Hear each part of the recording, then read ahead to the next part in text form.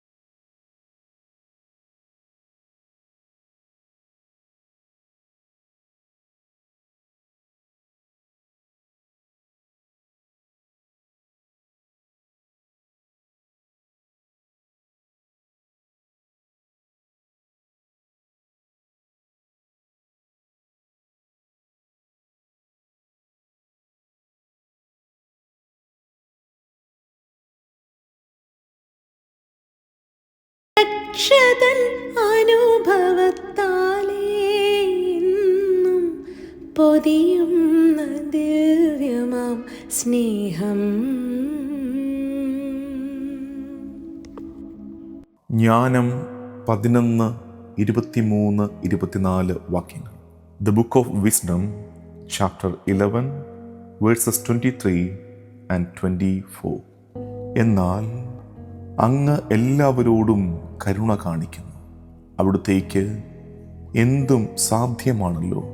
മനുഷ്യൻ പശ്ചാത്തപിക്കേണ്ടതിന് അവിടുന്ന് അവരുടെ പാപങ്ങളെ അവഗണിക്കുന്നു. എല്ലാറ്റിനെയും അങ്ങ് സ്നേഹിക്കുന്നു. അങ്ങ് സൃഷ്ടിച്ച ഒന്നിനെയും അങ്ങ് ദ്വേഷിക്കുന്നില്ല. ദ്വേഷിച്ചെങ്കിൽ സൃഷ്ടിക്കുമായിരുന്നില്ല. ദൈവത്തിൻ്റെ കരുണയാണ് ഇവിടെ അവതരിപ്പിക്കപ്പെടുന്നത്. നാം പാടി പ്രാർത്ഥിച്ചതുപോലെ കാരുണ്യ രൂപൻ്റെ സ്നേഹം, മണ്ണായ മനുഷ്യന് ജീവൻ നൽകുന്ന സ്നേഹം, അവൻ്റെ ഛായയും സാദൃശ്യവും നമുക്ക് നൽകിയ കർത്താവിൻ്റെ സ്നേഹം. കർത്താവ് നമ്മോട് കരുണ കാണിക്കുന്ന രീതി ചിലപ്പോഴൊക്കെ നമുക്ക് തോന്നാറുണ്ട്, നമ്മൾ പറയാറുമുണ്ട്, പാപം ചെയ്തിട്ട് എനിക്കൊന്നും സംഭവിച്ചില്ലല്ലോ, എനിക്കെന്ത് കുഴപ്പമാണ് ഉണ്ടായത് പാപം ചെയ്തിട്ട്. ഇവിടെയാണ് അതിൻ്റെ ഉത്തരം. മനുഷ്യൻ പശ്ചാത്തപിക്കേണ്ടതിന് അവിടുന്ന് അവരുടെ പാപങ്ങളെ അവഗണിക്കുന്നു. കർത്താവ് ക്ഷമയോടെ കാത്തിരിക്കുകയാണ് നാം അനുതപിക്കുമെന്ന്. നമ്മുടെ തിരിച്ചുവരവിന് വേണ്ടി കർത്താവ് നൽകുന്ന ഇടനേരമായി വേണം അതിനെ തിരിച്ചറിയാൻ. കർത്താവിൻ്റെ ക്ഷമയെ, കർത്താവിൻ്റെ കരുണയെ നാം പരീക്ഷിക്കരുത്.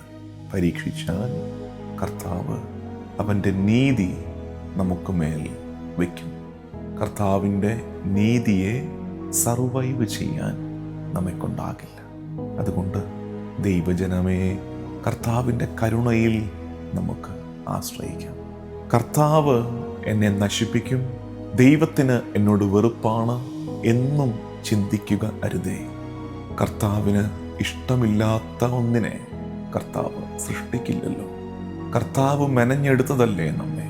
എത്ര വീണു പോയാലും എത്ര കുറവുകളുണ്ടെങ്കിലും കർത്താവ് സൃഷ്ടിച്ചതിനെ കർത്താവ് കൈവിട്ട് കളയില്ല.